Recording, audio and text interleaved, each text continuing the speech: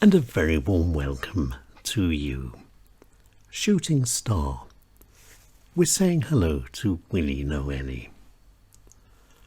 Willi Noelle used to be a cameraman for Austrian television, and the adventure he had one night in Beirut was both thrilling and dangerous. It was 1972, just before Christmas. Willi Noelle and his team had been sent to Beirut to interview the PLO leader Yassir Arafat. 3 days were all they had, and leaving the hotel was out of the question. Waiting for the call was all they could do. Beirut was simply too dangerous. Many journalists and camera teams had already been kidnapped or shot. The first 2 days brought nothing at all, not even a sign. But on the third day came the call. Willi Noelle and his team quickly finished their drinks and left the hotel. Outside in the dark was a car, and it was waiting for them. It was pitch black as Willi Noelle and his team were driven at speed through the streets of Beirut, streets full of shadows and danger. And only Willi Noelle, who was sitting in the front, was able to make out the signals the driver was flashing. The shadows were guarding their route. And then they arrived. A small, dimly lit courtyard. They could feel the menace in the air. Uniformed soldiers were smoking and hanging around, and Willi Noelle and his team were afraid, but of course tried not to show it. And there in the courtyard they waited.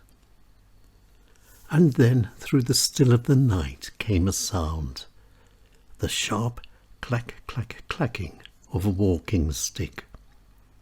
A small lame man with a hunchback came out of the shadows. He was an officer, and his oversized uniform made him ridiculous. No words were exchanged, only signs. And then, as ordered, Willi Noelle and his team followed the officer's clack-clack-clacking back into the shadows. And then came a dimly lit door in a wall.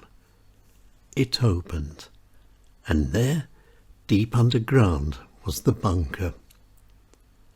There was an English red leather 3-piece suite, and one of the walls was a mountainous landscape, and the offer of a strong Lebanese coffee and an even stronger Turkish cigarette was gladly accepted. But this comfortable bunker was nothing more than a hole in the ground, a place only for hiding. And it was whilst Willi Noelle's camera was being admired by a so-called Hungarian photography student that Willi Noelle thought he saw the wall move. He was right. The wall wasn't a wall, it was a screen. And there was the unshaven and smiling Yassir Arafat. And Yassir Arafat was impressive. His charisma was powerful. They started to talk. This was what they had come for. They were not disappointed.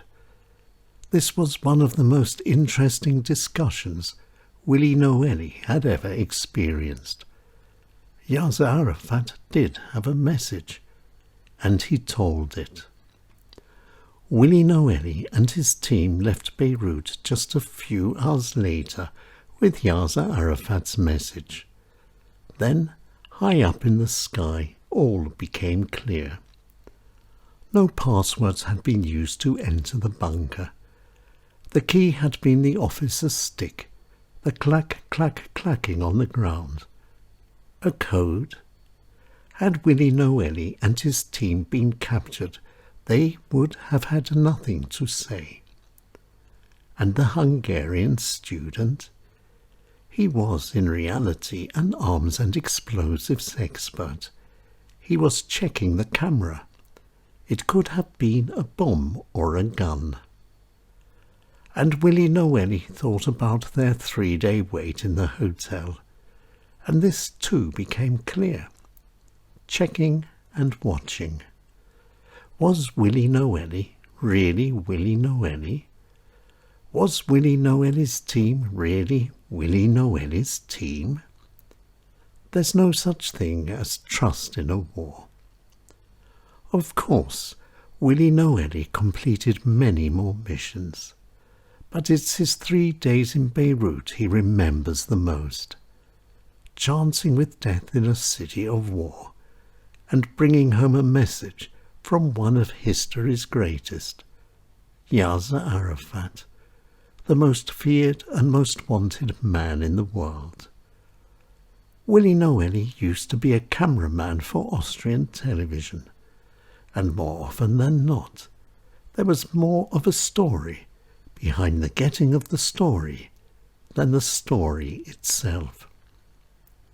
Willi Noelle, a great shooting star.